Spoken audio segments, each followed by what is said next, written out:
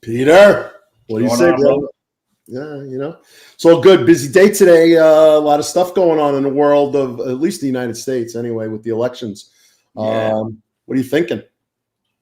I'll tell you, here in Virginia, it's going to be interesting. I know that Winsome Sears is trailing by quite a few points. So I don't know that she's going to pull it off. I'm a little bit concerned with this Abigail Spanberger, who likes to tout that she was prior law enforcement. She was a postal inspector, which I have a lot of respect for the Postal Inspection Service. Great agency, but she wasn't there very long. And she was also one of these people who said that, she was pro law enforcement. But then she also echoes in the chorus of let's defund the police when it's politically correct for her to do that as well. So I'm hoping Sears will pull it off because I think that she's more genuine, former Marine. And then I think the Attorney General race is going to be interesting. But for some reason, I think Mayoris has that one because of the comments made by the other idiot about murdering his opponent and wanting to see the children also be killed. Appalling for someone who wants to be the chief law enforcement officer of the state of Virginia. And then we got New York. And it's going to be interesting. I think Mamdani's going to win it, which really just scares the living shit out of me, to be honest with you. And then Jersey, I think Chitterelli's got a chance, but you never know, man. I mean, New Jersey's a Democrat stronghold. We'll see. But I think Chitterelli does have a chance because he's got a lot of Democrat mayors from New Jersey who have come out and supported him because Cheryl's basically a one-dimensional character. She's a helicopter pilot. Big deal. Yeah. You know what I mean? Yeah. So, grand overview, like, I just don't believe any of the polls ever anymore. So when you just said you think Mamdani's going to win, I'm not 100% sure. And I've been listening to John and Eric on the Finest Unfiltered. I listen to Sal. I listen to Ron and Rob on their channels. I listen to all the other ones as well. The mainstream media they're all the establishment Republicans. They're all saying crazy stuff. They're all leaving the reservations. I just don't believe any of it. I believe it's all contrived and it's emotion for sure. And like when you hear the people talking in the streets, everyone says Sliwa, Sliwa, Sliwa, and his rallies are good. It has a very Trump-esque 2016 vibe to it. So I don't know if he's going to pull it out. I hope he does. Mamdani is a disgrace. Cuomo's a disgrace. If you need to hear it, you'll hear John and Eric talk about low information voters. Sal talks about low information voters. It's really crazy, really crazy. So we'll see what happens. I know they're all at the watch party tonight, hoping and praying that this thing comes through for Curtis. For the sake of New York, man. For the sake of a city that you and I both served and loved. And look, hey, Curtis is a strange guy. Let's be honest, right? But here's a guy who put on his red beret and went out there and did what he could. And I didn't always agree with the Guardian Angels, right? But I mean, there's a guy that gave his time and served the people. All these people are self-serving. Yeah. You know what? So give the guy some credit. I wish that there would have been more Republicans that would have been out and been more vocal about supporting the guy. He's kind of running a one-man campaign in a lot of ways. But you know what? He's out there. He's pressing the flesh. He's meeting people. And again, man, he served the community. A lot more than a lot of people have. Yeah. So, and then switching over to this race with Abigail Spanberger and Sears, when Spanberger won Virginia 7, she came right out and said, "Are you people crazy?" Talking to the Democratic Party. "Defund the police. Do you know how close this election was? It never should have been this close. I almost lost this election. I'm a police supporter. Don't ever say this ever again." And look where she is now, 5 years later, running like completely not a law and order governor. Did not condemn Jones for the horrific text messages. Couldn't even say like it's his decision to leave or stay in the race. However, I condemn the state. She can't even say that. And then we all know she voted for boys and girls sports. Like, that's crazy, in bathrooms. Like, come on. Like, I just don't see it. So I'm feeling, and I hope this is both our home state, Virginia, that Sears pulls it out on the tails of, that's how Youngkin won the governorship last time, because all the parents just lined up and said, no, that's some crazy stuff you're talking about. So I'm hoping she's got that same momentum with Mayoris and Reed as the lieutenant governor as well. So I hope these things pull it out. So, and then the Jersey race is the other one that's on the national stage being took because, Jersey being very blue state, that the fact that he's even close, says a lot. And so if the polls were, I think I saw one that said 7 or 8 points or something, I guarantee that's not true. I guarantee it's a lot closer than that. So. Well, let's remember something, though, brother. Not that long ago, the Bayonne Beluga did win New Jersey, and he's a Republican. Yeah, for sure. So we got Ron Layson saying, good evening, gentlemen. Want to pop in and say hello. He's going to get off and go to the party on his way to the Sliwa Watch party. Still under 2 hours to go. Get out and vote, everybody. So really appreciate that, Ron, for jumping in, even taking a little bit of your time. I know you guys are running around. I'll be honest with you, Pete. I'm a little upset. These guys going to the watch party. Did I get an invite? I don't get nothing. I get nothing. No love. We're foreigners, Tommy. You're in Virginia. It's all right.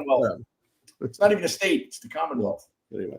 Well, listen, anything else on the elections? And then if not, we'll start bringing what today's episode 19 and what's going on. Oh, let's get to business here, man. I'm looking forward to talking to Carla. Okay, so let me set this up for everybody. So today's show, episode 19 on the 10-4 Tavern, everybody. I think we're doing pretty good. We really enjoy it. Pete and I love doing it. We're meeting really interesting guests and really interesting people. And I'll give you the backstory. So I worked for a period of time from 2006 to about 2012 at a company called LexisNexis. I eventually went back to them, and I'm here now. But I met one of the product folks, a woman by the name of Tammy Avila, and she was always wonderful. And I always talked to her in any interaction I ever had. She was really, really nice and just a pleasure to deal with. And we found out we had a mutual affection for a couple of beers and here and there. And, what's your favorite beer kind of conversations. But she was always very supportive of the police. And she never told me why, other than just that I support the police. And then I guess at some point, I don't know why, she felt she could share with me. And I found out she was a survivor of the Shield, a Gold Shield family. And her father was shot and killed in the line of duty. And then she shared with me her sister, who's Sergeant Carla Miller, who's our guest today, and that she was on the Coral Springs Police Department, and she's doing really good stuff down there. And then she has another sister who's a firefighter. And then Tammy herself, I found out, was a dispatcher, and I didn't know all these things. So I found out that Tammy was probably packing it in and retiring. I don't know if it's a true retirement or if she's just leaving Lexus and has done her time here. And it just made me look at her father, Carl Mertez's OM Officer Down Memorial page site. And I realized that we have a podcast on November 4th, and the 45th anniversary was on November 5th. So I thought, and you remember me reaching out to you, it's like, what do you think if we bring on Sergeant Carla Miller? So everybody, I just wanted to set that up right now. So I'm going to bring Carla Miller out onto the stage. And here we go. Let's see, get that. Hey, Carla. They get that. How are you doing? So, Carla, welcome to the 10-4 Tavern. Really appreciate you coming on and telling your story, starting at childhood and then walking through the family and then the career and then all the things you've done since then, because I think it's a really interesting story. But with that, before we do that, because it is the 10-4 Tavern, Pete, what are you drinking tonight? What's serving? I'm going to be shipping some Luna Azul tequila, the Reposado, not the silver and not the Añejo. It's the middle, but it serves me well, so takes the edge off. Cheers. And I didn't even edit it, Christian, from last week. Sorry, Carla. But Carla's drinking Federalist Red Blend wine with a little H2O, and I'm sticking on H2O myself 2 weeks in a row, Pete. I think, getting a little light, softening up these days, but you're liberal, thank you. All right. So I hope everyone's having its cocktail. If it's water, that's fine. If it's iced tea, it's perfectly fine. This is the Tavern. We shape up after a hard shift or after a big caper, and we talk over cocktails. It's a police thing. My mother-in-law turned her nose up at it. She was like, I don't understand why you need to do that. All right, Mom. It's okay. This is what we do. So that's what we're going to do. So, but again, if we don't want you overindulging, we don't want you abusing it. Certainly don't drink and drive. And if you are drinking as self-medication, please, Pete, I'm going to serve it up for you. It's okay to not be okay. It's not okay not to do something about it, man. If you're in a bad place, talk to somebody, man. All right. Get some help. Yeah. So please reach out, ask for help. I'm sure anyone who's ever been on the job or active or retired will take the phone call they need to take to save a life. Please reach out. Okay, Carla, let's hear it. Where'd you grow up? walk us through, starting way back when. Well, thank you for having me, and I appreciate you paying respect to my father and my whole family on this podcast. I grew up every city in Broward County. We moved a lot throughout Broward County, but my family was law enforcement in Dade County for 30 plus years. Not only my father, who, we're discussing, who was murdered, but my mom, she ended up retiring as a police chief of North Miami Beach. She was the first female officer there, first female sergeant, lieutenant, all the way up to rank of police chief, and retired, I believe, 2007 after 34 years of service. And so I grew up in South Florida my whole life, not Dade, but Broward. Went to school in Broward County, never really was looking to go into law enforcement. I really didn't know. I had obviously only been told about my father. He was killed when I was a baby. And, my mom, I heard a lot of the stories, which, females in law enforcement, especially back in the day, it wasn't an easy path. And so that was never something that I was looking to do until I did a ride along at her agency in North Miami Beach. And it was probably 1996. And I did a ride along, and then that was it for me. And I was like, yep, this is what I'm doing.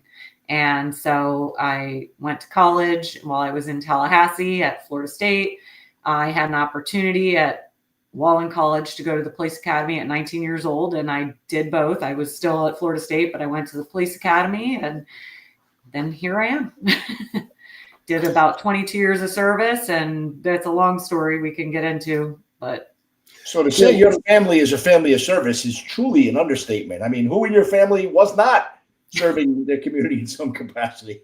Every single person has some form of public service, like he said, including my sister Tammy, who probably is the best detective I know, and she should have been a cop, but she was a dispatcher for many years. My sister Amy, who's a battalion chief at Hollywood Fire Department. Myself, who did 22 years as a law enforcement officer. My mother, my father. So yeah, our entire family. Wow. That's impressive. So if it's okay with you, I want to let everyone know what Carl did and what happened that night. Is it okay? It's right on the Officer Down Memorial page. But police officer Carl Mertez was shot and killed while backing up another officer who was making an arrest. Officer Mertez was on patrol, responded to back up another officer at a park nearby at 3 a.m. When he arrived, the suspect fled, and Officer Mertez pursued him. He caught the suspect and was handcuffed the man, produced a handgun, and shot him in the neck under his arm, causing him to bleed to death. Although mortally wounded, Officer Mertez was able to return fire and wound the suspect and was apprehended in the park later that night. The 32-year-old suspect was convicted of second-degree murder and sentenced to life in prison. He died in prison on April 25th, 2019, and we'll talk about that because there's a relevance in the date and timing of that. And then the park in which Officer Mertez was killed was renamed in his honor to Carl Mertez Park, W. Mertez Park. Officer Mertez had been with the agency for 10 years and was survived by his wife, children, and stepchildren. So I know Pete and I speak for every law enforcement officer, active and retired. We thank him for his service, and he is never to be forgotten. And that's hence the reason why on tomorrow is his 45th anniversary. We thought it was appropriate today. I mean, I wish I could do this for every single Officer Down Memorial page site, but obviously that's not. But Tammy was a part of my life. She introduced the story to me, and we thought it would be great to bring you guys on. So thanks again for sharing, being willing to share it, and recognize your dad. So I also want to bring up, because I really wanted to hit a human emotional side, and I'm going to serve it up, and then you tell me, well, tell the audience what this is all about. Stop screen. Hold on. A little share screen action. And a video. Where is it? No, it's not it. I can't. Why can I not bring this one up? This is.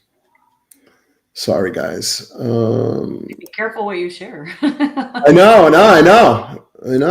Where is this other one? That's not good. It's not coming up on my screen. All right. I can do it this way. Let me do it this way. It's really important.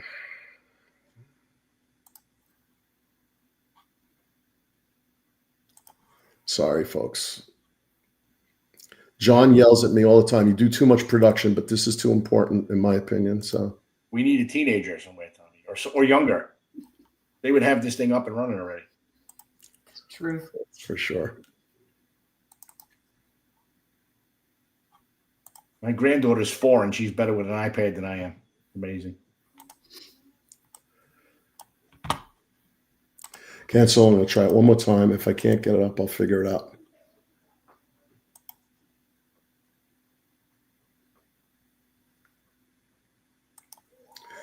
I'm going to share this one. Try it this way. And I'm going to download it. And let's see what happens.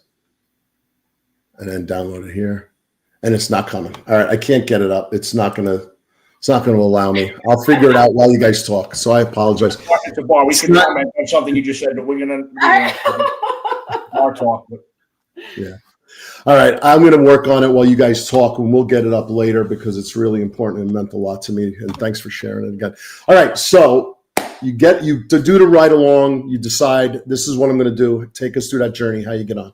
Yeah, that was it. It was so crazy because I was definitely one of those kids. I could have done better in school. I kind of just was not as involved. I wasn't passionate about it, but I did a ride along. And it was at literally that moment, that very day, I went home and I said, nope, this is what I want to do. And I really focused myself on school to end up doing better. I ended up getting into college, going to Florida State, and then had an opportunity from somebody that I knew that was currently in the police academy. And they said, oh, you can enroll now, you have to apply, and kind of walked me through it.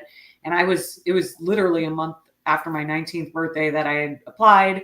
And I somehow managed to do both, which I'm sure a lot of people do up there in Tallahassee. It's not quite like South Florida where you're usually sponsored. So that was pay my own way. That was my own time, my own dime, like going to the academy and attending college. And after I graduated, they would send a lot of people to recruit up there, but I was like I had about a semester plus left of FSU. I accelerated my degree, and they, Capitol Police said, hey, we'll work with you. Cause I'm like, hey, I really want to finish my degree. I don't want to just drop, I'm like almost done, and I was doing very well. And so they said, we'll work with you. So and that's a entry agency. It's, it's a little different than like policing in a municipality or a big county or city. So I ended up working for them while I finished my degree, and they were very kind to me and allowed me the opportunity. I'd be on FTO and I'd go to a class and then go back on FTO. So they did help me out finishing that. And then I left and went to Coral Springs Police Department in 2001. I started with them, and I did over 20 years there and had a great career. And I retired as a sergeant out of our training unit and have a lot of experiences and things I can talk about, but that's my journey. All right, so let's go back. Like, you rolling first time in cars, and then you go from Capitol Police to Coral Springs, right? So, anything wild, crazy, any good stories coming out of Capitol Police, or was it pretty? I found it so I look back now and go, how am I alive? Because we patrolled. Basically, you patrol all state-owned leased property in the city of Tallahassee, Governor's Mansion, that, but it's everywhere in Tallahassee. A lot of areas that are very far out, very small agency. And I was on midnight shift for the majority of the time I was there, working with like maybe one other officer that was 20, 30 miles away and stopping suspicious people, cars.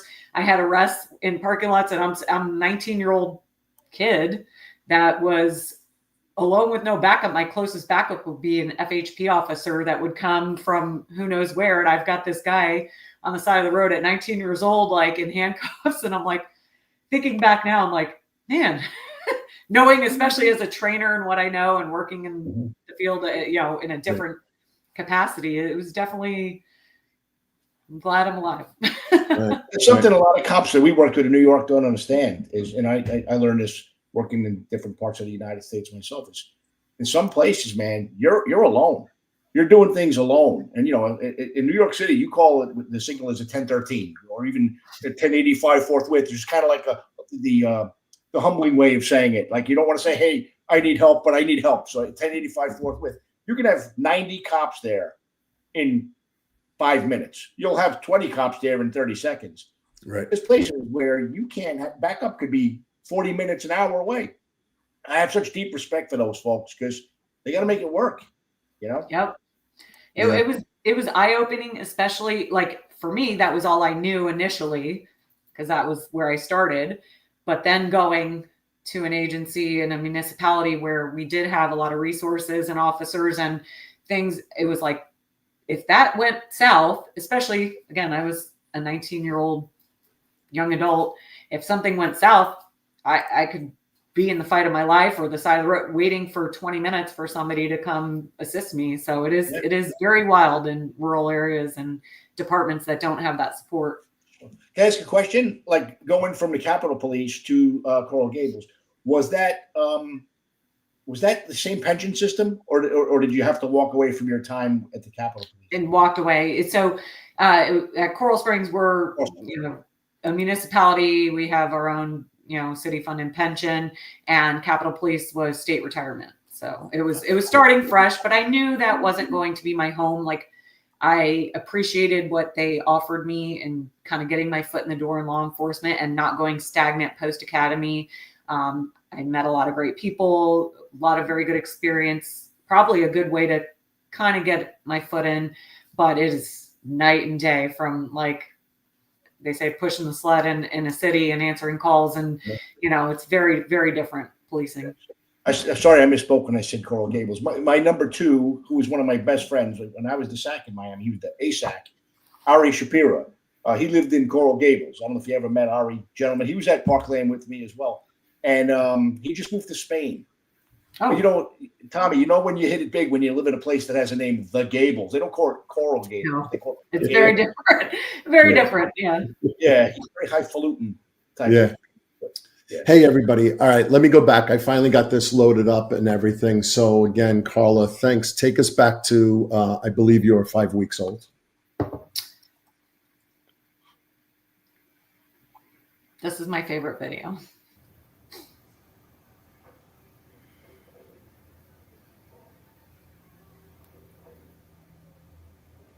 Great smile.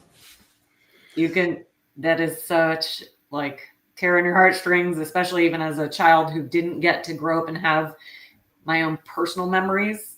Seeing that is such a, you can just see how happy and proud my father was. And that video is I'm so happy that we have it, because that was right when there's another video, and I talked to you about it prior, but in it, we get a phone call at our house, and my dad, while that was filming, he says, yeah, we just got this new thing. It's a VHS. Yeah. And he's on the phone saying, because the VHS had just come out. And so I was lucky enough that I even have that video to reference, because other than that, I don't really have any memory. And how long after that video was taken did Carl pass? That was me in the hospital with him. So that would have been about 5 weeks. He was murdered 5 weeks after that. Yeah. Terrible, terrible. Okay. So sorry for the little technical snafu. Got it inserted into a PowerPoint and as opposed to playing it on a video media player. So the media player wouldn't let me bring it up to the stage. So, okay. So let's get back to Coral Springs, pick it up from there, back where you were with Pete while I was, most of our listeners are from the New York area, so give a little education on Coral Springs, like what it's like and policing there. I'm sure they'd love to hear it. Yeah, and I'm guessing all the New Yorkers are all down there. You guys pull them over all the time. Yeah. Isn't it time? It's season. They're all driving down here now. Yeah, some of them might not be familiar with that specific. Yeah, Coral Springs. It's on the northern part of Broward County. It's it's one of the larger cities in Broward County. It's got about 135,000 people, 26 square miles. At the time, I think we have a little more now since I retired, but we had about 222 sworn, 100 civilian.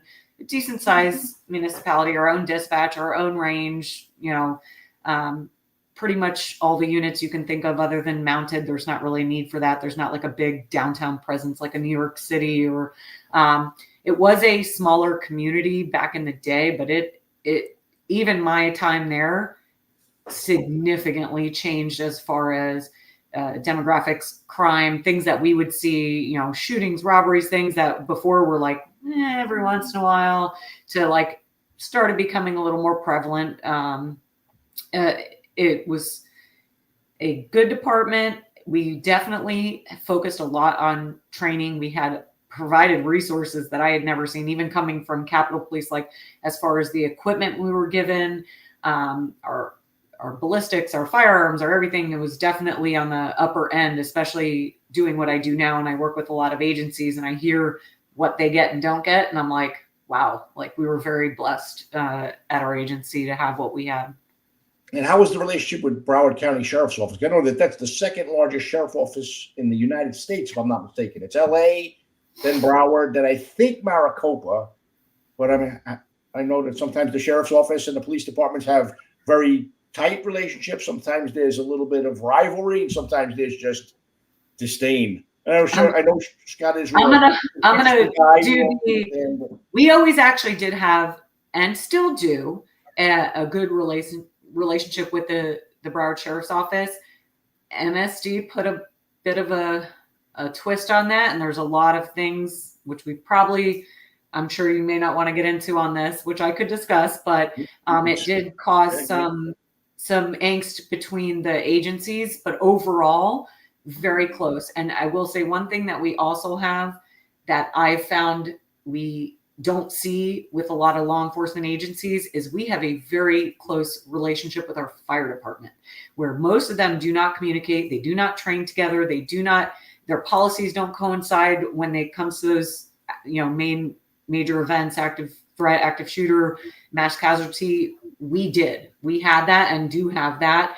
And that's something that is very important that we worked really hard on in the time I was there, and something that you don't really see in most agencies. I'm not sure how it is with FDNY or NYPD, but when I go around the country and do trainings or train people, they usually don't even know the fire chief's name. Like they don't, it's like, It's like this. Yeah. Well, I was going to ask you, is it at the officer and the street level, or is the conflict at the executive levels? Because both in New York, FBI agents during my time and fire department supposed conflicts were not with the rank and file people out there doing a job. It was always the executives. And don't get me wrong, and I'm going to go down on firemen right now, firefighters right now. We know they're cheap. They don't ever expect to pay for a drink ever, right? They go into bars in uniform. It's fine. I can't even walk near a bar as a cop. So we get all that. But when it came time on the street to do the job, there was never a problem. Like those definitely not with the officers, like on the road, definitely not. And even in the command level, there wasn't. After MSD, I don't know if you want me to get into this, there was some things that were not disclosed from the former sheriff that's no longer there, that upset a lot of our officers, and he discounted a lot of the response that our officers did and was very important in that response. And so then I don't know who, but people were leaking to media about, hey, this isn't the facts. Let me explain what happened. And that created the firestorm we saw, the clown show with the media, the national media, about MSD. And instead of focusing on what actually happened, it became like a BSO versus CSPD thing, which it really wasn't. It upset some officers because, again, they felt that the true story wasn't being told about the response times, who was there, who went in, who stayed in the parking lot, etc. And I was actually besides being there, I was the public information officer at the time on call, which was really fun and interesting to navigate. National media is very different than local media. And it definitely created this BSO CSPD. And that's not the case, because we have so much respect for them. All of us, we're friends with them. Even one of them, I have an ex-husband there, and we're all good.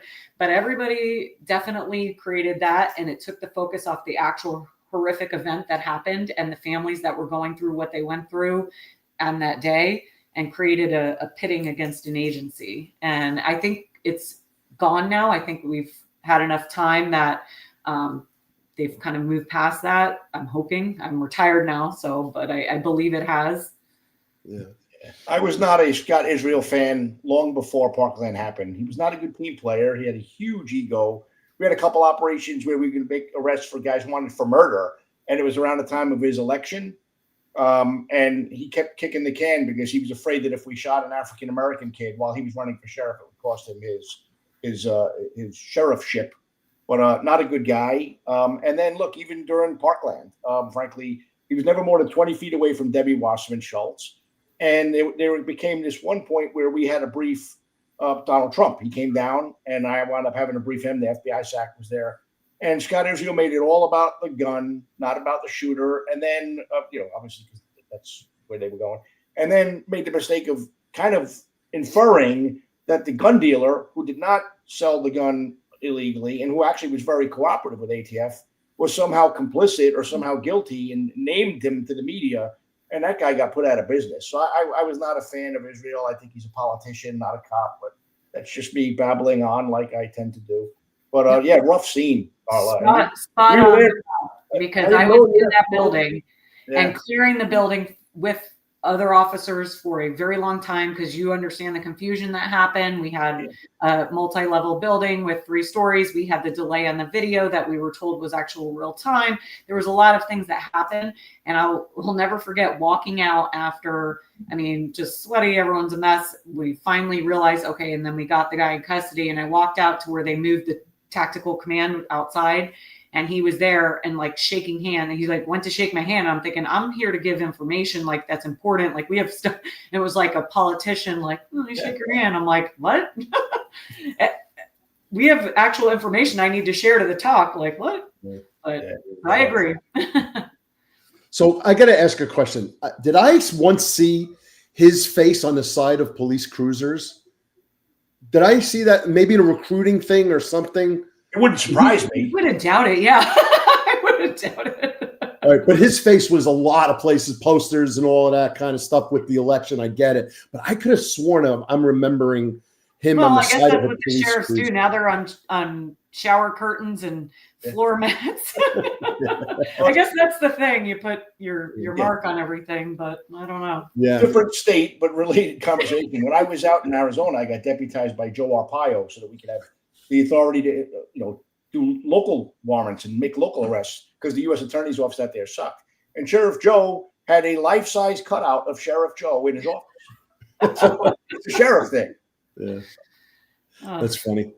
Didn't 92 Charlie? Didn't Israel drop the ball with an active shooter event at the Fort Lauderdale airport? That's another one for you, Pete. Well, not really. I can't put that on him. Fort Lauderdale did a great job. There was a huge SWAT response. SWAT teams from all over the place. I'll tell you who dropped the ball there, and it caused a lot of tension, was the FBI. Because the FBI had interviewed the shooter in Alaska because he was posting stuff sympathetic to ISIS. He had a gun on him. They took the gun from him. Decided, hey, he's no longer a threat. They gave him the gun back. He then went, checked in his gun with TSA, put it in the lockbox as required, the lockbox inside of a locked suitcase, flew to Fort Lauderdale, got his bag off the carousel, popped it open in the bathroom, loaded it up, came out and shot 5 people. And the FBI went out of their way to hide that fact that they had the gun in their custody, gave him the gun back. That was an interesting scene, but a little more inside baseball. He was in custody very quick, and the victims were transported very quick in that. The confusion is communication, and that's always going to happen no matter how much you train, no matter when you have a multi-agency response to a MCI like that, there's no way to avoid that. You can train as much as you want, but I was involved with that also with some PIO stuff. We had our SWAT team out there and our SWAT medics out there. It was confusion of calls. Plus you have people thinking they hear things calling and going, oh, there's a shooting in this garage, and it's just That's right. teams that aren't on the same radio channels, that aren't on the same, pathway, that are just it's chaos. Those are chaos. I forgot about the park garage, but another little more inside baseball. When there were kids who were unaccompanied, and there were 5 people murdered at the scene, and they were covered in little tarps. And the FBI sat the unaccompanied children not very far from the decedents and within eyesight. So you have these little kids that are sitting there staring at these dead bodies. FBI, whatever. I love them, but I hate them. So when I responded to Parkland, when I arrived at the scene, Israel asked me, he's like, Pete, can you guys take over the scene? And I'm like, no, we can't. Because look, ATF has a really good forensic response, but it's a national response team. And you got to call them in from all over the country, number one. Second, we don't have body bags. It's a little bit different. So could we have taken the scene? Yes. It would have been a disaster. And you know this, Carla. There's a lot of Jewish people in that community. There's some Arabs in that community. They have very strict rules about how soon after death their kids need to be buried. I'm like, Scott, I can't take it because we can't process this scene fast enough. And these families have already lost somebody. There's no way in hell I would insult them by taking a week to get a team here. And then, so, I mean, that's why we focus on arson and explosive scenes, because it's different. Could we have done it? It would have been catastrophic. Headquarters was actually pissed at me for saying no. Oh, we could have been. I'm like, come on, man. But it is what it is. But the FBI took over that scene. And they did a better job, I think, with managing the deceased at Parkland than they did at some other scenes that I've been with them on. But yeah, Parkland was rough, man. And Carla, look, I've been to a lot of major scenes like 9/11, obviously, the Happy Land Social Club fire, right? 87 dead. I responded to that as a somewhat young cop. Parkland left a mark because they were kids. And you could tell some of those kids died protecting their friends. So, I mean, that one really left scars.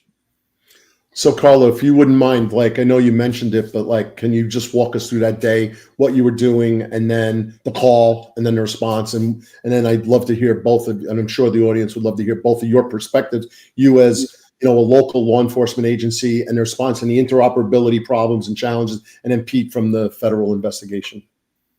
Yeah. So for me, I had been sergeant of our training unit at the time. I ran our range and did all our in-service. I keep all our certs, quals, also was the public information officer at the time.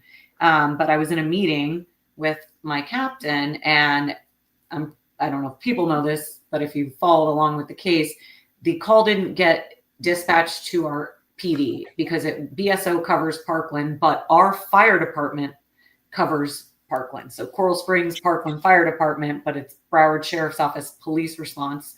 So we didn't actually get the call. There was a disconnect on when they dispatched our FD to the first person that they found shot.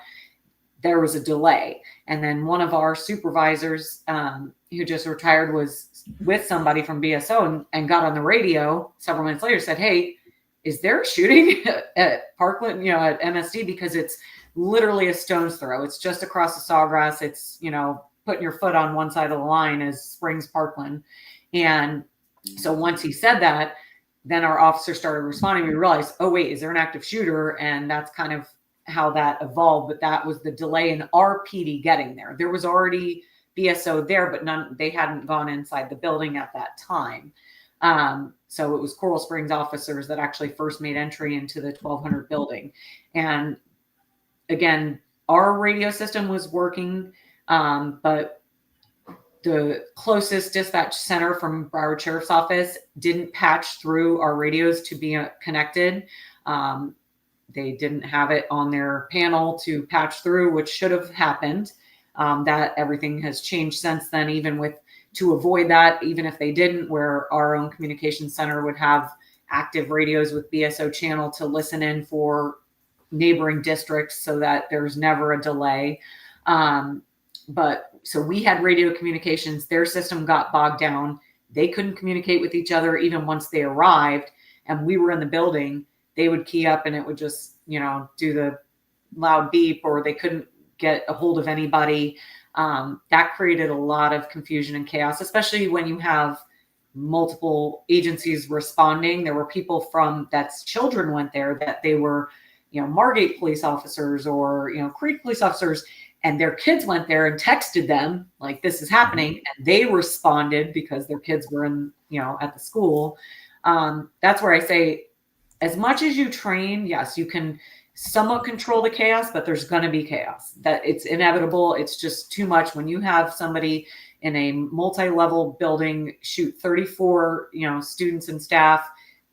And multiple responding agencies. It's just going to be chaotic. I was the PIO, like I said. I was not able to even touch my phone because I was in a tactical environment. We were clearing, classrooms and buildings, dealing with the kids. I was trying to go, once we finished that, over to our command center and make sure that, we had cars blocking things, buses, parents that were in the bus loop. It was just chaos. And luckily, there was a civilian who now runs all our communications there, who she had taken the initiative to get on our social media and kind of let parents know step by step as far as reunification points, all that, because it was hours before I was able. And I grabbed my phone and was like, oh, geez, it's a lot. And then you're getting calls from CNN and, all these, MSNBC, Fox, this, and that happened probably about a month post of just every single day, because another thing getting linked or another story or something that's maybe true, but we're not allowed to discuss because we're on a gag order, or, Yeah. So Pete, when did you guys find out about it, and how did the ATF respond? Well, remember, I was at this point in my life a bureaucrat, Tommy. I wasn't really a cop anymore. I was sitting in my office in our headquarters, which is down in Doral. It's not very close to the scene when initial reports came over of a shooting, and we used to get reports of shooting sometimes, and it would be called off as false, or it wasn't like a mass shooting. And I remember the helicopter shining down, and you saw the body of the coach outside of the doors, and I'm like, holy shit, it's a real shooting. I was supposed to go to Key West with the ATF director to introduce him to the admiral who's in charge of a place called JIATF, the Joint Interagency Task Force, South, which does all the pirate stuff and all the monitoring drug vessels in the Caribbean and everything. So he literally had landed at the airport, and I was like, fuck it, I got to go. So I jumped in the car, lights and sirens. So literally, as I'm leaving the parking lot of the Miami Field Division, Tom Brandon, who was pulling in, and he sees me, just says, go, because he'd heard what was going on. So I get up there, and I never told this story. It was actually I only came back to work after my lung cancer on July, after the Christmas holiday. So it's a month and a half I'm back to work, because this happened on Valentine's Day, 2018, I believe. 18, yeah. So the crime scene was massive, because you had so many police vehicles, as Carla pointed out. And what happened was, I had learned on the way up there that Cruz was in custody.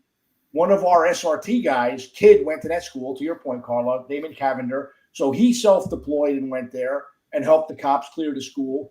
And he was not accounted for yet. So I'm getting yelled at by headquarters, like, hey, man, you need to go. There's a press conference. Why aren't you there yet? And I'm like, who gives a shit about a press conference? I'm in a suit. Nobody knows who the hell I am anyway. It does have ATF written on my head. So, but anyway, I have to walk this huge distance to get from my car to the command post. And that's where I ran into Sheriff Israel, who at the time, like that conversation we just spoke about, can you take over the scene? But Tommy, this is the first time I had walked more than 100 yards since I had my right lung cut out. So I remember having this conversation, and then they stick a news camera in my face, and they're asking me all of these questions. And all I remember is saying to myself, please don't fucking faint, because I was so oxygen deprived for not being able to function on one, you get used to it. But at that point, I wasn't used to operating on only one lung. So I said some things, I don't even remember anything I said. And then we just had to get back to business. And then, we were on the scene there for several days. But our role, other than Damon Cavender, who helped respond to help clear the school, we got there so late after the fact that our role was to help the detectives question people, make notifications to families, and then track down where Nicholas Cruz bought not only that gun, but he had acquired about 17 guns legally over the previous year. So it was a matter of going to the gun dealers, because we were also concerned, all right, is he alone? If he had bought other guns, did he give one to somebody? Does he have an accomplice? So it was a lot of that kind of work, but it wasn't the kind of work where you're in harm's way like Carla and her people were, where they're out there clearing a school where someone's not in custody yet. And so, but at that point, I was just calling shots as the SAC in the field division. I wasn't involved in the dangerous stuff at all. And Damon Cavender was fine. We eventually found them. Headquarters was mad at me because I didn't make that first press conference. I didn't give a shit. I cared more about finding the unaccounted for ATF agent. But that's how headquarters are, man. For them, it's all about, get on the camera. I really didn't give a shit about that. But it was a rough day.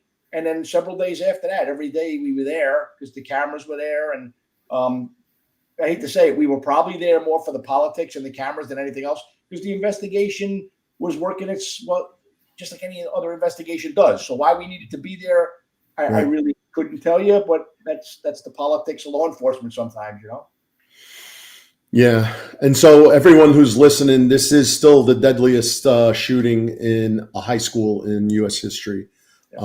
17 killed, 18 more wounded. I think you said, Carla, 34, 35 people. Yeah, 17 killed, 17 wounded. Yeah. So, and then a couple of things came out. Who's that idiot who came out of the Parkland shooting, the Hobbs kid or something like that? The kid who looks like he never did a push-up in his life. His dad's an FBI agent. Yeah, my understanding is the father was an FBI agent who was out on extended sick because he had some sort of, I'm not sure if it was Parkinson's or some sort of ailment. But yeah, and again, I don't know him, never met him. I've heard conflicting stories. Some say he was there. I've heard other stories that he wasn't there. So he was there.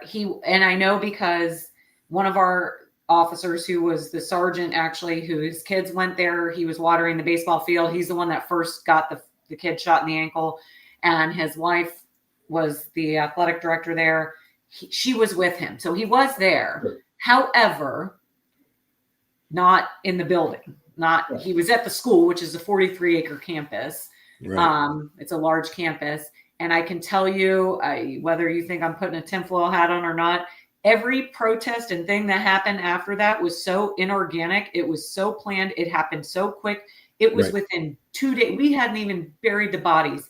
And it was, we're having sit-ins at Publix and they're having national things and marching to DC. And it was so bizarre to me. And that I went, this isn't like normal kids, upset that this happened at their school. Something very inorganic about that to me. There was a girl there too, a young lady with short hair. She faded away very quickly, but Hogg, for some reason, the media loved him. And I think so did Soros. And, they brought him into their little. You're very correct on that.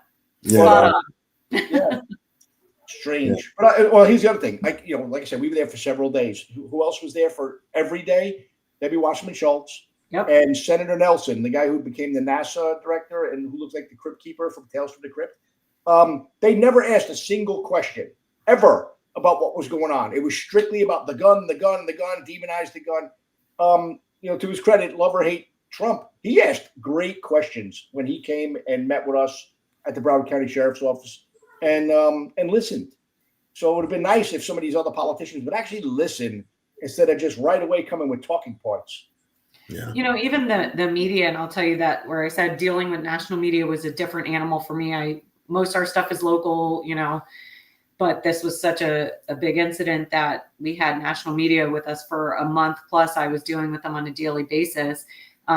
Many stories I could tell you that I'm sure you already know what I would say, but I did a interview with Good Morning America and I said, I will not talk about BSO because they were wanting at that time to pit Springs against BSO. And I said, I will not talk about BSO, but I really want to talk about bleeding control because we have been trying to push this out in the community, push out the civilian training and tourniquets and bleeding control kits. And I said, so I will mildly talk about the response, but not about their response, our response. And then can I please discuss? And they said, okay. And the first thing they did was hit me with about BSO. And then they never aired my segment because I wouldn't answer them. I looked right at the person who scheduled the interview and I said, I told you I wasn't going to, I'm not playing, we're not fighting each other. And I really would rather share the message of getting out to the community. How can we get these kits into schools and get into community spaces and get this training out to civilians to potentially save lives? That was my goal at this point. And they said, no. Yeah, well, and this probably won't shock you, Carla, because you work with the media. Like I said, we went and we started looking at the gun dealers in South Florida, and we identified 17 firearms that he purchased, aside from, including the one that was used in the shooting. We did that by going outward from the scene and hitting gun dealers and asking them questions. And like I said, they're cooperative. These are people that run businesses. They're not like they're portrayed in New York City where they say you one gun over the table and then 5 under the table. They're legitimate people. They care about public safety. They're usually very pro-police. But we had one dealer who actually was approached by the media before we got there to knock on his door. So when you have these sorts of incidents like mass shootings, expect the media to start canvassing gun stores to try to get dirt on the shooters before law enforcement does. And we had one where the media got to us before they did. And luckily that dealer called us and said, hey man, the media was just here. Are you guys coming? Because he wanted to make sure we were caught up on stuff. But it's real interesting how dirty the media will play. And yeah, to your point, they'll sway things the way they want to sway it. It's not about facts. It's about pissing people off, because that just gets more people listening and clicking. Right. My buddy Jake Tapper over there, I got on the phone with him because he says he called to verify a story, and he says, I have a source that says CSPD that. I said, well, I'm the only spokesperson currently allowed to speak on behalf of CSPD, and that's not true. And he goes, well, I don't care. I'm going to air it anyways. I don't need your lecture, and hung up on me. Yep. Yeah.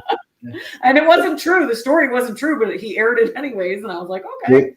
Well, there you go. I mean, there's a fact for you, everybody. I think we all know it. I've had my relationships with the New York City media at the time, a couple of TV reporters, a couple of bureau chiefs from the New York Post and the Daily News. And they always said, we're running with the story, and we weren't allowed to talk as the local detective squad who knew everything about the case. And I knew enough. I've had enough media training, what to say, what not to say, the positions of all that. And especially being in charge of the investigation, knowing what we need to hold back so as in case of a future confession, there's certain details Bobby Boyce talked about a couple of weeks ago on the Vetrano case. And then I said to her, I said, Michelle, her name is Michelle McPhee. I was like, Michelle, why are you running with this story? I just told you it's all crap. And she goes, it's the only story I have. And I go, but I'm telling you, I can't talk to you, and you know that. And she goes, well, it was called not the PIO in New York City. It was called Deputy Commissioner of Public Information. And DCPI won't talk to us. They're saying no comment. And I'm like, well, you're mostly to blame because you know you're writing something that's bullshit, because I'm telling you it's bullshit, but I can't give you a statement. I can't give you information. But she goes, I have to put out a story. And so that's a person who didn't want to do it, but had to, because her editor and her bosses are saying, this is what you got to run with it. Well, I got to ask you something, Michelle. I mean, Carla, because we have you on the call here, and you're a professional. And I know the PIOs go through a lot of training, and relationships are everything, right? You got to know who you can trust, who you can't trust. I had a great PIO teach me, you always got to give them something. 100%. Sure it's off the record. And the chance is, man, you got to be careful you don't give something up that you have exclusive knowledge of. But a good reporter won't burn a source. The problem is not all reporters are good reporters, Nothing is ever off the record. So that's the first thing they teach you as a PIO. Nothing's ever off the record. And I would love when they would say that to me. They're like, off the record? And I'm like, no, nothing's off the record. They'll quote you. Just keep my name out of it.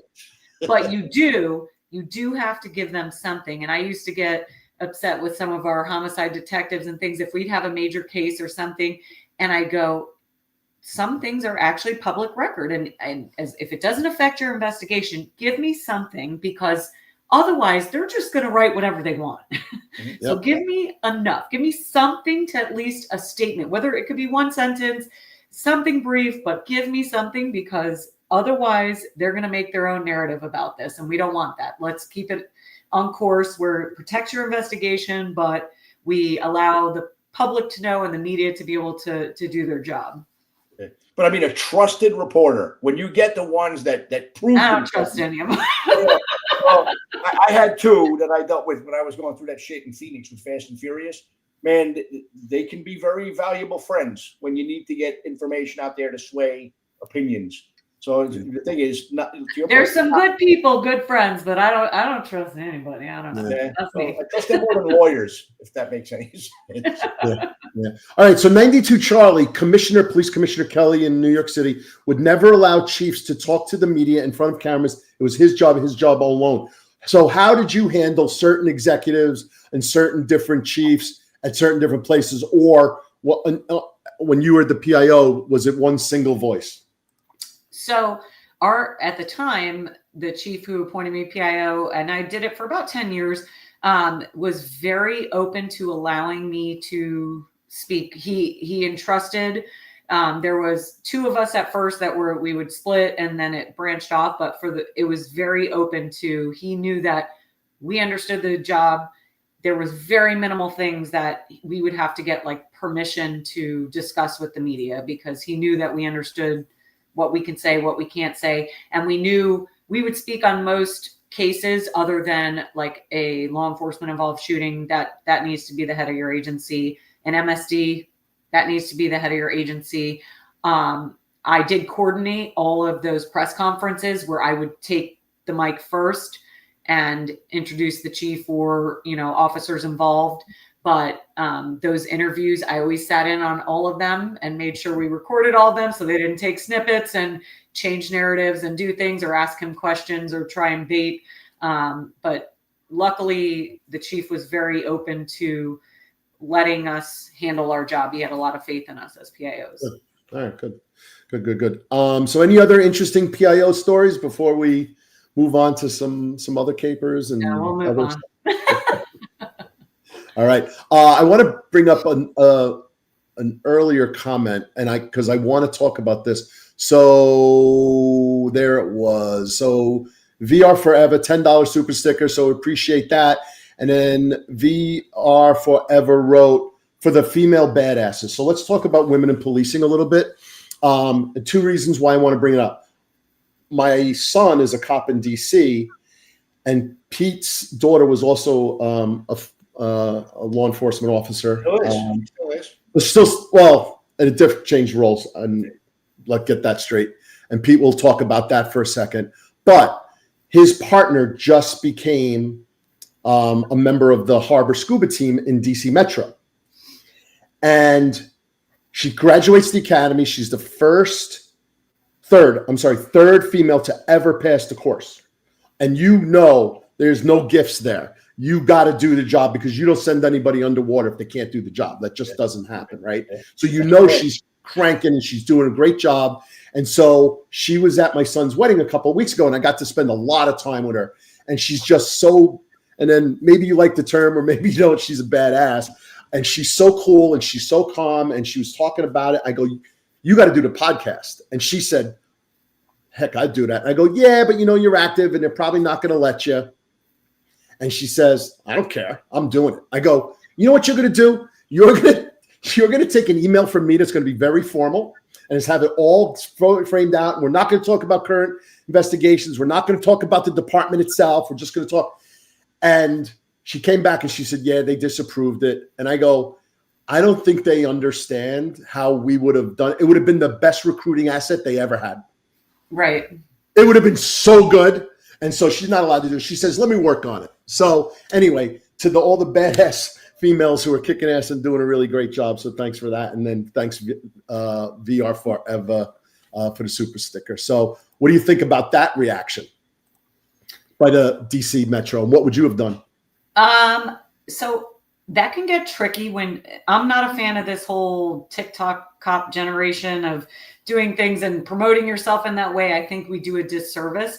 I think doing a podcast, a law enforcement one, to promote the strong females that are excelling or have achieved things that is like you said, the third ever to can definitely be a positive recruiting tool. But I can understand an administration being a little weary because of this whole new social media TikTok cop thing, where you want to make sure that person's representing your agency in a positive light and doing so in a way that is about the profession and not like, look at me. Like, I don't know. It's a fine line. I can see No, I get it. And we didn't get upset. We didn't we're just that. It's unfortunate. And I get it. And I understand that part of it, but I thought it would have been great. And what we could do, we're live here and we've always done live, but we could have did one in the background, let them see it first and watch it. And we could have did it just like this without the chat. Pre-done questions. That's what we would do with some interviews, is where if you as far as the route the interview is going to go, where there's like here's the questions that are going to be talked about or discussed, or the topics, and just want you to know. And he can even approve the interview, like you said, if it was done. I can understand the hesitation, just because I don't know how long she's been on, but if you have a new, there's two sides to that, and I can see. Sure. I just wanted your take on it for sure. So we're a little over an hour. Oh, no, we're an hour right now. 324 live viewers on. Solid, good performance. We usually get 350-ish, so this is about right. No drops. It's steadily climbing. Oh, I lied. It went from 324 to 323, and now back to 324. We're not doing great. I guess we're doing great. We're doing great. We're doing great. Everything's good. We're gonna finish. We're going to finish up well above 350. It follows the trend. So thanks everybody for coming on and listening to Carla's story. So let's shift. So big training stuff that you do, like that's your thing now. How did you get into the training inside the agency you took on? I know you're certified in like a million things. What's that all about? Where's the training come from? So I've been an instructor for 15 plus years. I took over our training unit back in 2014. I ran that for 7 years. Obviously, with that, you have to have every single certification because you're responsible for certifying your officers and everything. So I was able to do that, but I had actively been big into the bleeding control, which I know I spoke to you about, and the BCON training, that's a national program for civilians. And I was CPR certified, through AHA and all that. In 2020, in our summer of love, when I was on the verge of deciding if I was going to drop, retire, didn't know, my husband kind of came to me and was like, you're a really good trainer. I think you should start a business doing it. I had been teaching on the side with another company locally, Florida Thames, which they do all law enforcement, fire, they do TECC training, things like that. And he said, I think you should start a company. And he kind of helped me do that. So that's where we kind of got into it if I decide to, because I'm very passionate about it. And it's a weird shift because I just did it as part of my job. I went out and pushed to these schools and be like, I'll train you, I'll train your staff, I'll train. And so it's different. I'm more like, people ask me and I'm like, I'll do it for free. And I'm like the worst business person ever. It's like, because I'm so passionate about it. I'm like, no, it's fine. We'll hold a free class. But that's how much I care about it. And that's how important I think it is. So we do, my company specifically focuses on more the civilian route, the civilian training, active threat, bleeding control, CPR, just the community safety stuff. And then we subcontract with Florida Thames and do more of the law enforcement and fire department, tactical emergency casualty care training. So I got two questions for you, if you don't mind. First thing I'm going to say is when I ended my career at ATF as the head of training for ATF. And I found it to be genuinely rewarding because by that time when I started I had 31 years in law enforcement. I did 35 when I retired. And I just really enjoyed dealing with the next generation coming in, seeing the young kids, the fresh faces, because I also saw the academies. Here I was I couldn't wait to retire, and it would recharge my batteries. So that was number one. So I'm curious how you felt about that, as you get towards the tail end of your career, if you found that same reward in training. And then the second question is, you also participate in leadership training? Because that's something that I just absolutely loved and never really thought much about it till I started sitting through some really good courses, and you realize there's good and bad. And it's something I still try to engage in today because I enjoyed it so much. So I mean, those two things, giving back and then training the next generation of leaders. Are you involved in both of those aspects of training? So we did our company as a consulting because I do have experience in that. I have a lot of strong passion about that. My master's thesis was written about leadership development and the lack of it in police departments. There's a lot of lack of it. Yeah, a lot of lack of it. And I found that to be the case. So that was what I did my entire research project on for my master's degree. Very passionate about that. As far as I do love giving back, especially to, besides the community, but the younger policing crowd. It's a different world. It's a different generation. It'll never be like it was when you were there, when I was there. But if there's anything I can do to help them in their career or guide it, kind of center it back to where it used to be, because I think we really did have a good way of policing. And I'm over the like complete coffee with the cop and donut with the this and the, I like the mix. Get back to policing, get back to like being a cop, get off TikTok, get off.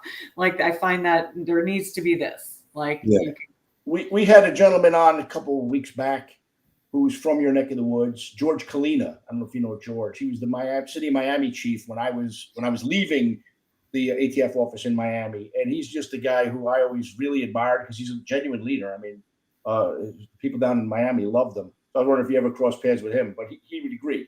He doesn't like the softening or the politicization of police leadership. He was a cop, and that's where I think we've kind of lost our way. Is we have too many police chiefs that want to act like they're Congress people or mayors or something, and they don't realize that. Look, you got to make tough decisions, and policing isn't always pretty, but it's got to be done. And to me, that's the big challenge that our profession, our former profession, faces is getting leaders that have guts again, who aren't afraid to ding things up and to have some scuff marks on them because they're afraid of the next political move they're going to make, or these guys that jump from department to department to department. Some of them chronic failures that still make police chief jobs in other cities. Go figure. 100%. So I have a question based on the leadership. Kalina was interesting because he didn't make sergeant till he had 19 years on the job, which is wild because, again, talking to my son about sergeant's test, and he's like, yeah, hope I do really well, but if I don't, I'm going to be pissed. I'm like, dude, one of our guests a couple of weeks ago didn't make sergeant until he was 19. He retired as the chief of the department. So when it's your time, it's your time. However, when we had Gary McCarthy, former deputy commissioner in New York, went to Newark, New Jersey, and then became the #1 at Chicago, we talked about leadership. He was on I think he was the 3rd or 4th episode. And I said, Gary, what happened? Because I know for Pete and I, and it probably was the same for you, Carla, we looked at the supervisors and the leadership that we liked and we wanted to emulate. And then we looked at the ones who were like, we do not want to be that person, nothing like that. We don't want to behave like that. And we just followed the path of the really good leaders. And the ones who were the politicians, the ones who were always bucking for their own promotion. Mike Marino on The Finest Unfiltered said, we need supervisors to worry about their people and to worry about the job and worry about the community and stop worrying about their next promotion. That's what we need. And so where did we lose this? So I'm going to pose the same question to you that Pete and I asked Gary McCarthy. When did this pattern break? I think that it depends where you're at, but it is a common thing along most law enforcement agencies. And you look at people that you're like, this is the best boss I ever had. How did they not get promoted up the chain? And this person is a doofus and all they do is sit in the chief's office, and they get promoted. And some of it has to do with timing. Obviously, I could say for even my agency, since I've left, just where we were at with the attrition, a quarter of the agency leaving, it was like all these young people were going from sergeant to captain to major to like within 3-4 years that were an officer on the road when I was just there. And I'm like, whoa, some of it's timing, but I think it's become just so political and once somebody gets in that spot, then it's their buddies, it's their friends, it's who you know, and it's not based on merit. It's not based on who's most qualified. Maybe you don't like me personally, but I do a really good job and they're not promoting. They're like, we're going to put so-and-so in this spot. That's what I've personally seen. But. No, and look, I agree 100%. And I'll go further. Like the same issue is going on in the federal system too. But what I've observed is when you have a good, strong leader, right, they're going to surround themselves with other good, strong leaders. So at that point, the things are flowing. Then you get the wrong empty suit in the right chair, and they're intimidated by people who are respected by the troops. They're intimidated by people that are going to go out there and blaze new trails. So rather than have those scuff marks from their subordinates on them, they're going to surround themselves with other empty suits. And that's when you're in the ebb phase.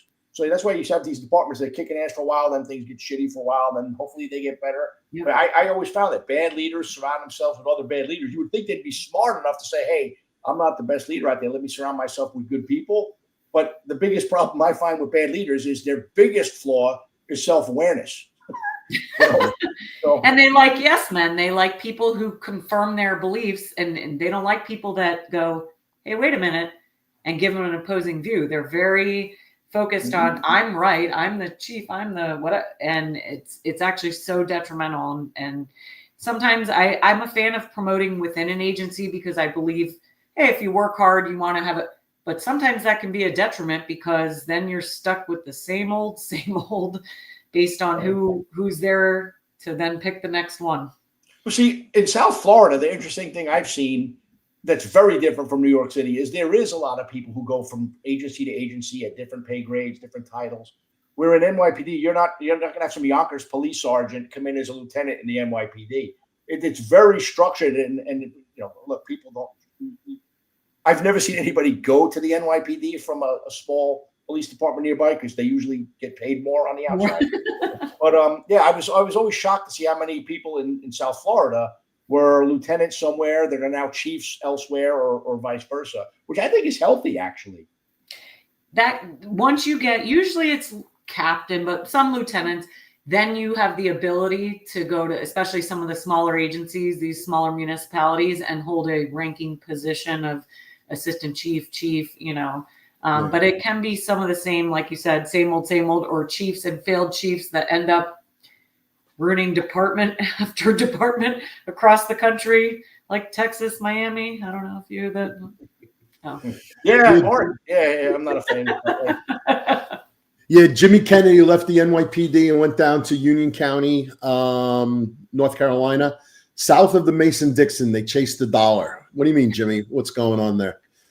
So really funny stuff. Yeah, Florida's wild, man. Like all of those bouncing around and crazy, like very not Northeast policing. But Tommy, you asked me this question when we had the battle of the New York versus Miami crew. Right. Where would I rather be? I will tell you what, man. Both. I love being a cop in New York, like I said, but South Florida policing is good policing. There's some damn good cops, some really good departments. It's funny because the politics is very interesting. Like I learned, while I was down there, the Opaloka guys didn't like the people from Hialeah, and I think there's some cultural battlegrounds.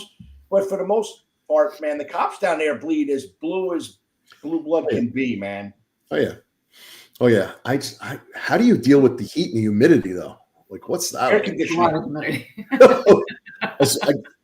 It's worse than Arizona and the desert, man. At least it's dry out there, and just stay out of the sun, and it's not too bad. But that place, whew. Okay, so the training stuff, you're doing that, Carla. What do you see with all of these agencies? What's going on? How's morale out there? How the troops doing? We had a pendulum switch. The Summer of Love. I'm glad you called it the Summer of Love. I use that all the time. It's exactly what it was. It's such a joke. It's a farce. The stuff that they allowed to happen is embarrassing, straight up embarrassing. That anybody in a leadership, and the worst part is nobody paid a penalty. Not one leader who laid down. Not one of them in this country got fired anywhere. Well, so that being said, that pendulum swung. It started in Ferguson in 2014, I believe. It hit its crescendo in 2020. Where are we? Where do you think we're at now? Now that you're talking to all of these folks out there, out in around Florida, I'd say it's mildly coming back. However, law enforcement will never be like it was before, which may be a good or bad thing, but I feel like I worked in the prime of there's up to the first 10 years of my career. I'm like, man, we were being cops, we were out there, but we were doing good stuff. It wasn't tense. It's changed. Everything's changed. It's never going to go completely the other way. We have, everyone's a social media person filming things, doing stuff. We now, like I said, my peeve TikTok cops and do it, they're not focused on their job. They're more taking selfies in a bathroom, and that drives me nuts.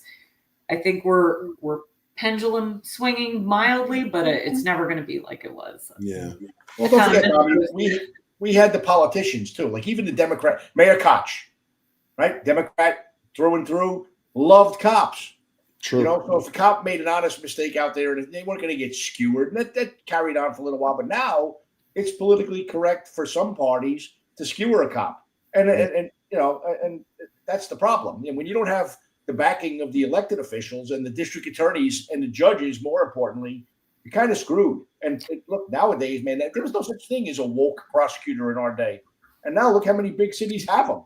It's insane. Very scary too, because I was involved. I had to give some testimony on one of our officers' response to resistance cases where he was 100% justified by the book.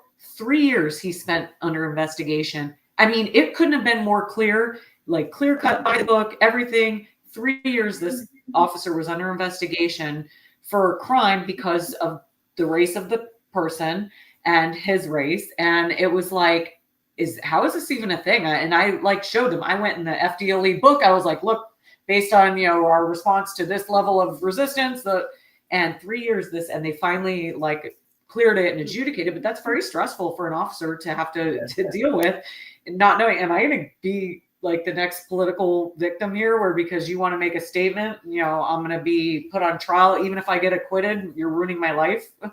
Yeah, and they've, as you know, the Michael Brown incident, that was a justifiable use of force. Absolutely clear as a bell. And that cop will never work in policing again, and he did nothing wrong. And there's many others like him. That's probably the most notable one. So yeah, no, I agree with you 100%, Carla. So as a PIO, what did you think of Ferguson in the response to that? Because I think the message was horrible and slow. Yep. There. And that's where they failed. They let the media make the narrative. Yep. And again, small town, smaller like area, and not understanding that we were in a social media age.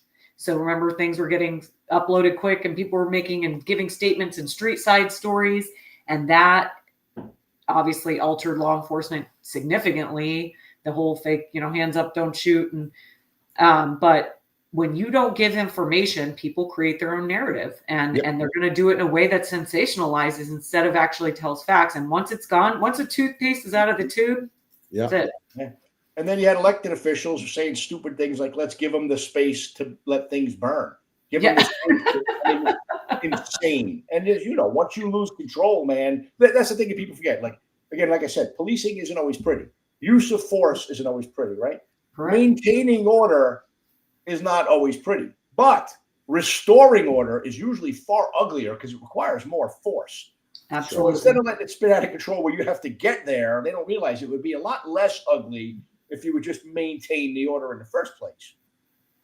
So just letting them vent, like, does anyone who actually says that where it comes out of their mouth realize that at the other end of that is a victim, either their property, their life, their business, their own personal safety, and you know people are going to get seriously injured or die? And that's just like, how do you even live with yourself saying, this behavior needs to stop immediately? I don't understand it. I don't understand. To the extreme base. That's what it is, Tommy. There's people they purport to care about the community, and they don't, and they have contempt for the community. They're useful idiots, and that's all they are. And they, whatever. But that's where we're at. So the pendulum switch, you think it's a little bit coming back. It's good. It's never going to be the same. We talked a lot about body-worn cameras. How did the folks that you dealt with, we talked with body-worn cameras last week with Christian Quinn.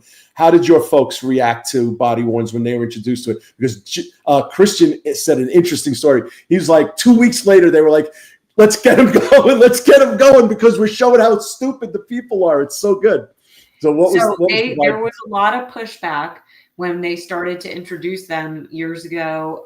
We waited as an agency because we were concerned with the case law about records, and if you're in somebody's house on a domestic or this or that, like, and we were worried about processing, like, you know, Freedom of Information Act requests, like, hey, I asked for this body cam, and do we have the manpower in this? So we were waiting for some of that kind of to spill out. Then they got them. I will tell you, certainly as a PIO, that even before I left, it helped numerous officers on false complaints about demeanor, behavior, everything, things they said, did. It helped tremendously, as much as nobody wants to be recorded 24/7 in their day-to-day job.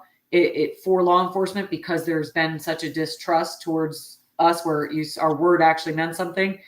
We were able to prove like, hey, look at how this person is acting, or look what they did prior to me using force, or look, I never actually did this on a search, or so it actually, I think, has been very beneficial. Yeah. So I saw actual legislation where some jurisdictions proposed that, yes, cops must mandatory wear body-worn cameras. However, they are never allowed to use the body-worn camera in evidentiary against a defendant. What? No, it was proposed. I read the legislation. I know it was proposed. They actually tried to get that passed, and it was struck down. It was like, nah, it can't go that. And so cooler heads prevailed. But in my journey of the LPR legislation and facial rec legislation, I got wind of that, the body-worn camera technology striking down legislation that was beneficial to cops, get rid of all of the toys, get rid of everything that's beneficial to actually do law enforcement. We got to get rid of those. So that was that whole group that were just going after all of that stuff. And we talked about this, saying shot spotter is racist and all that kind of stuff. It's pretty funny.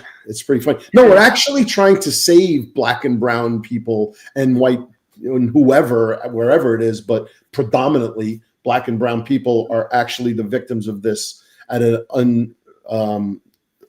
not an even rate. And how do you even say that? It's unbelievable, but they try. So Carla, we also talked about in the pre-calls, the censorship of trying the law enforcement positive messages that we try to get out, sharing these things, talking about the travesties, the murders, the bombings. We had Dan Linsky was on, he did the Boston bombing. And I put bombing in the thumbnail for the YouTube video, and it gets pushed down the algorithm. So we're trying to tell great stories of great police work and evil people doing bad things to our communities. And social media pushes down the algorithm. You got thoughts on that? It's really terrible. And like you said, we had discussed, even when I made my business page, because we use the word patriot, we have our Patriot Consulting Company and Patriot Supply Company, where we make, gear and items and swag. And the second I made the page, I actually got banned from 2 platforms immediately. I didn't even make a post they said you violated our terms of service. And I was like, because it says Patriot, I guess. I don't know. I got one back, but then I was like, I don't even want, if I put anything on the page or even on my personal tagging my business, then it gets nothing. I'll get 100 likes if I show my plate of spaghetti, but like nothing for, equipment or training or something. Yep. It's very, very frustrating since obviously Elon took over X. That's probably the only one where there's an actual ability to speak freely, or took over Twitter and it's now X. But that's the only one where I found like I can say things, follow things, and not get like banned or post shadow banned or. Yeah, that's crazy. We're at 373. So we're doing great. I told you we'd get way over that 350 hump. So that's a great job. So and can you talk about Kyle and your buddy? He's a big voice in the law enforcement community. Is that all right? Yeah. So Kyle Reyes, he owns Law Enforcement Today and Blue Lives Matter, the largest law enforcement publications. And he had gone through, we were just talking about it the other day, he was banned from LinkedIn for years, and all just having pro law enforcement stance. And that was obviously started during the Summer of Love time and everything we discussed, and being an advocate for law enforcement, they banned him. He had to write the most absurd, I couldn't even believe he did it. And when he sent it to me, it's basically like, I'm so sorry for my actions. I now realize, and I am no longer brainwashed. Please unblock my account. And they unblocked it. It was a comical email, but they were like, oh, he's seen the light. And they actually finally unblocked his account, which this is how these people, they're like, oh, he's seen the ways. Like, I no longer support law enforcement and, this, and I will speak out against the views that are different than what I thought before. Please unblock me. And they did. And he runs a major marketing company, largest law enforcement publications.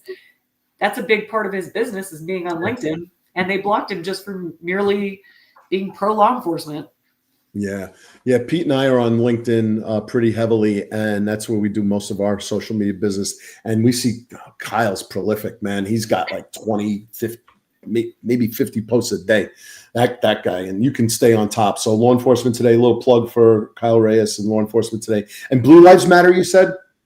Yeah, he owns both now. He acquired both. Law Enforcement Today, Blue Lives Matter. He's got his big blue bash he's having at Mar-a-Lago on Veterans Day. So we're excited about that. Little plug for him right there. All right. So what else we got? Carla, what else in your career? Anything we should know about before we start going through some wrap ups and some stuff like that? And then I think I want to do your police memorial in 2019 video for the audience, if that's all right. Anything else going on? No, that's it. All right. Let's see. Out here hoping for the best for everybody, and be safe for all the law enforcement officers, and wish the best for our profession and those entering it. I give them a lot of credit, because I don't know if in today's day and age I'd be going into it. It was definitely different when I entered. I say that all the time. I give a lot of credit. It's a harder job than it was 100% in different ways. 100%. Yeah. So everybody, just so you know, I'm going to put up a video that in 2019 in Tallahassee, Carla spoke at the police memorial. Governor DeSantis was present. I'm just started at the 28th minute when Carla started. There was obviously a bunch of other speakers in the ceremony and the bagpipes and the honor guard as well. But Carla, you want to set this video up and tell us a little bit about it before I play it for the audience? I'm just going to give the precursor. Like I had said, I had surgery a day and a half before for 5 hours on my foot, and drove up to Tallahassee, was still coming off having that surgery. But it was to talk about the importance of the memorial of my father, and it was very important. And while driving up there, I received notification that the person that murdered my father had died in prison. And so I discussed that a little bit, and those feelings after everything our family had endured for the previous, 40 plus years from that incident happening. So how about that? Little hand of God giving you what you wanted, that you hoped that he had passed in prison and never saw the light of day again. So, and then you get to speak at the memorial. So let's hear it, folks. Good morning and welcome. I want to say thank you to the Fraternal Order of Police for having me here to speak. It is truly an honor. My whole family came today, and it's really an honor to have them watch me speak. Thank you, Governor and elected officials, sheriffs, chiefs of police, for coming today. Especially want to thank fellow officers, co-workers, family members, friends, all those honor guards who traveled all the way up here to be part of this memorial service. I can tell you, as a survivor, it means a lot. I'm Sergeant Carla Kimitek. I'm currently the training sergeant for the City of Coral Springs Police Department. For those of you familiar, as she said in the intro, our city was faced with a tremendous tragedy on February 14th, 2018 at Marjory Stoneman Douglas, when we had one of the worst school shootings in this country's history. Normally, public speaking is what I do as a training sergeant and obviously as a public information officer. This was a little different, putting together a speech of something that was really so personal for me. It was hard to do, and at times I kind of found myself getting a little bit emotional about it, because it does impact me in a very different way than professionally. So I'm going to try and make it through. A little history about myself. Obviously, as she said, I come from a family of law enforcement. Proudly, my mom was a police chief. She retired after 34 years serving the citizens of North Miami Beach. My father, Carl, sadly never got to retire. In fact, he never had the opportunity to do a lot of things. He never got to see any of his daughters graduate high school, walk any of us down the aisle, meet any of his grandchildren, or spend his life growing old with my mom, watching her send food back at every single restaurant we go to. Tragically, in 1980, while serving as a police officer in North Miami, his life was cut short. While taking a career criminal into custody, he was shot and killed and left to die, bleeding out in the dark. My sister Tammy was 16, Amy 2, and I was only 5 weeks old. And please don't do the math because my mom will kill me right now. You're probably thinking, how does someone move on from that point? And I'm not really sure how my mom did. Yet my father's murder didn't stop her from fulfilling her commitment to public service. She managed to continue to serve her community for another 27 years, breaking glass ceilings, becoming a police chief, yet picking up pieces of a broken family that would never be the same. Public service is in our DNA. My sister Tammy served many years as an emergency dispatcher. My sister Amy currently serves as a firefighter lieutenant in Hollywood. And as for me, I proudly attended Florida State University, go Noles. Right here in Tallahassee, I graduated with my Bachelor in Criminal Justice, simultaneously attending Pat Thomas Law Enforcement Academy. And at 19, got hired with the Florida Capitol Police and served right here on these steps. In 2001, I moved to Coral Springs, and that's where I've had my career for the last almost 18 years.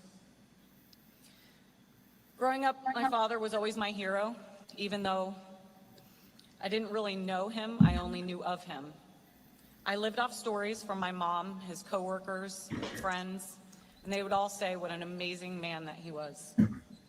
The only memories I have of him are a few photos and one VHS recording I'm lucky enough to have, where he's holding me in his arms, and my sister is climbing all over him, telling him to put me down and put me back in the basket because he was paying too much attention to me.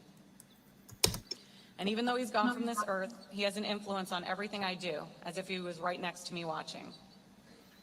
I held this firm belief to service to others, just as him and my mother have demonstrated their whole career. What more of a noble profession when you knowingly and willingly will put your life in the line in protection of others. During my career, I've been committed to paying homage to fallen and injured law enforcement serving on our city's honor guard for 7 years. As stated, I have been the assistant director to the Broward Police Memorial Association for 10 years. And it's also why I'm so honored and thankful again to be here, because I know how important these are for the survivors. We know time goes on, life moves on, but to those that are directly impacted, we have a daily reminder or void. Recently, I did an interview for a law enforcement publication, and they asked me, is there a defining moment in your career that you think your dad would be proud of you for? Much of my career has been focused towards training others, improving response for officers, empowering the community to react, responding to active shooter, active killer incidents, bleeding control training for law enforcement as well as civilians. And those things I've worked very hard with. As officers, that's what we do. We prepare, we train, and we continue to train, hoping that we never have to put this into play. Unfortunately, last year, my city and myself, we were faced with that kind of situation, but we were prepared. As the department's training supervisor and lead active shooter instructor trainer, I've trained hundreds of officers, thousands of civilians, in what to do in the event of such an incident. We had to make sure we gave the officers the most relevant, realistic training, the best equipment. After the incident, several officers approached me and told me that everything they did that day reverted directly to our training and that they knew what to do because of how we trained them. I also had a medic who took a class that I put on say that while she was applying a tourniquet to one of the students, she could hear me in her mind yelling at her to make sure it was on right, which made her focus. I think that my father would be really proud to know the impact that I had that day, directly and indirectly, because I was there that day. I know what training and preparation did to save lives. I know what true public service meant that day. I know that I was put in a specific position to prepare officers and myself that day. I remember as I entered the 1200 building, thinking about my daughter, who was the same age as many of those victims, and in my head hoping that I did the right thing, but saying to myself, if it's my time, it's my time. And that's a sad reality that most truly don't understand about public service professions. Every single day, we make a conscious decision to put others' lives, other families, before our own as part of our service to our communities. I know that my father was with me on that difficult day, as well as the ones that followed. The MSD tragedy, like the death of my father, doesn't define my life, but it certainly has shaped and changed it. While driving up to Tallahassee to give this speech, I received a phone call from my sister Tammy, and I knew it was important because otherwise it should have been textable. She called me on the phone, I answered, and she told me that the suspect who killed my father in cold blood had died in prison just this Thursday, April 25th, 2019. After 38 years, my family can finally have some closure. My mom said two things she always prayed for: that she would outlive him and that he would always stay in prison. Because like I said before, life goes on, time goes on, but for the families, there's a constant reminder. There are appeals, there are parole hearings, and that's what our family dealt with for decades. But finally, we now have closure. To the families that are here, know that you have an extended family. We're part of an unfortunate but honorable bond. Your loved ones are heroes, and their sacrifice and service will always be remembered. They gave themselves above all else. While I understand the pain of loss is so great and will forever remain, as the child of a fallen officer, I'm here to say, their death does not define you, it will shape you. Today, you may not know how the importance of their life commitment to public service has shaped you, but as it did with me, one day it will reveal itself. And when it happens, you will be proud. Proud of the sacrifices they made, proud they continue to touch your life in such a monumental way. Thank you all for this time, and God bless you all, and God bless all our first responders. Thank you. Great speech. So I hope every active and retired member watches that and listens to the words, especially the actives. Those of us who have did the job and worked have probably lived through at least responding to or knowing somebody who died in the line of duty.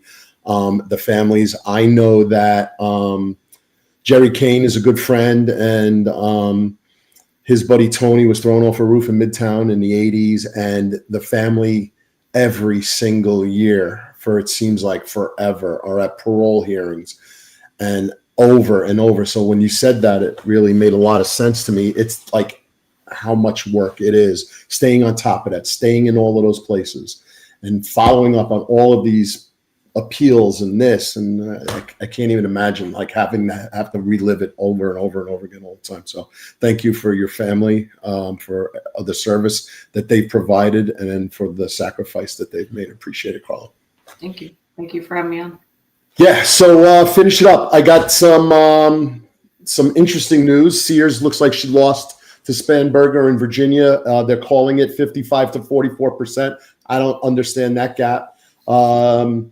New Jersey, Mickey, what's her face won? That one, I don't even remember her name. I can't pronounce her last name, but yeah. And then the mayor's, no results in the New York City mayor so far. So, yep. Not a good day for our profession. Not a good day for people who support our profession. Boys and girls sports, baby. Don't worry about it. Defund the cops. It's all good. It's all good. Yeah. Anyway, so I don't want to take up time on that, but just an update on what's going on. I'm getting texts from all my friends in New York. You live in Virginia now? Well, Virginia sucks. That's what they're telling me. That's what they're telling me. I'm like, yeah, I mean, whatever. It's what can I do? If it wasn't for Northern Virginia, Pete, hey, the rest of the state might have a chance. I know. I live in a socialist enclave of Fairfax County. What can I tell you? Yeah. All right. Well, go ahead. Any wrap-ups, Carl? Any final thoughts you want to share through your career, or again, the sacrifice that your family has made, and then the service to the cities, the state, and the country? It's genuinely appreciated. So, any final thoughts? And then, Pete, you can wrap it up. Nope. I appreciate you guys having me on and featuring my father, my mom's career, and even mine. And God bless to all our law enforcement officers, and I pray they all make it home safe every night. And how's your mom doing, by the way? She did good with her surgery. I spoke to her right before we spoke. Okay, good. Good to hear. Tell her thank you for everything. Appreciate it. All right, everybody. Let's see. Ron Layson tomorrow. Well, tomorrow morning is going to be 8:05. I'm sure John and Eric and Marlon will be on doing the mayoral race, regardless of the results, for sure. I wouldn't miss it if he wins. I wouldn't miss it either way. They're going to be on fire. And then on episode 37 at 5:05 p.m. tomorrow night, Ron and Rob on the executive perspective will also break down the mayoral race and the implications it has on the NYPD, again, regardless of win or loss. So do that. And then I'm sure Sal is going to talk about it on his show on Thursday, 1:05 on the Finest Unfiltered channel. So with that, Pete, here's your book. You want to plug your book? Yeah, it's on Amazon. You can order a signed copy at my website. It's www.peterjforcelli.com. Just recounts the scandal that happened when I'm actually wearing a sweatshirt, a Brian Terry Memorial sweatshirt, when a Border Patrol agent was killed with guns that were being smuggled by my former organization. I was not part of that case, but I tried to call them out. They didn't want to listen to me, and it turned into a multi-year scandal involving the former Obama administration, Eric Holder, and all of those knuckleheads. Yeah. So we got the Sal Greco show. I told you Thursday, 1:30.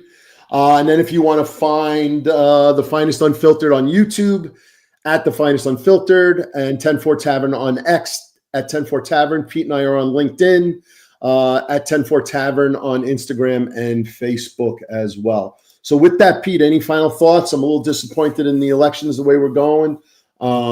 There was an article that was sent to me that said Cuomo's campaign is very happy with the way things are going right now. That guy, he's the one that should have dropped out. Like, he was the independent. He had already lost. This is so wild how manipulated this whole thing has been. It's disgraceful, man.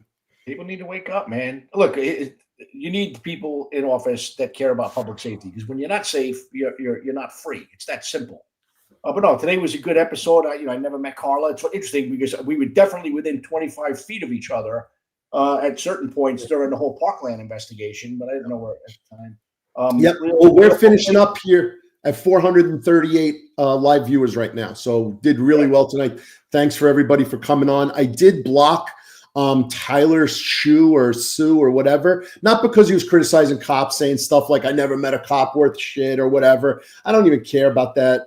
You control all you want. It's a free country. You can say whatever you want. But once you start getting vulgar and you start talking about your junk and all that kind of stuff, you're out. We don't need that. That's not what this channel's about. We're not doing that. We're elevating and bringing recognition to cops who had stellar careers, who have done good work, continue to do good work after a little bit of current events, and we're positive. Again, the criticisms are well-deserved, and we don't go too deep and start ranting and raving, and just talking about how we truly feel. And you can say whatever you want if it's reasonable. If you think all cops are bad, you're entitled to think that, but you got to get vulgar. I mean, come on, guys. What are we doing here? Not necessary. Hey, I'll say this, Tommy. Look, I admire and love all of our guests. They've all been great people. I certainly admire the service of all of our previous guests, and as I do your kid and my kids. But I mean, talk about a family of service. I mean, geez, and Carla's family, who wasn't doing something for their community. So she's a great guest, and I'm just really deeply grateful to spend some time with her. Again, even though we were within a few feet of each other down there in Florida, I never got a chance to talk to her. But I feel like a better person having heard her story and her father's story, and everything. Yep. Good stuff. Yeah, no, thanks. I appreciate that for sure. I mean, between the two of us making the calls we're making, the guests we're bringing on, I think we're 19 for 19 on true people who did the job front and center. No posers, no one and done, and in the right place at the right time one day in a long career. These are people who showed up every day for work. And still are in retirement, many of them. So yeah, for sure. All right, everybody, we're going to wrap up here. Please, everybody, stay safe, be good. Appreciate the super stickers from Forever VR and for VR Forever and DJ VR. Appreciate that. That's it. We're going to wrap up. Everybody, stay safe, be good. God help New York.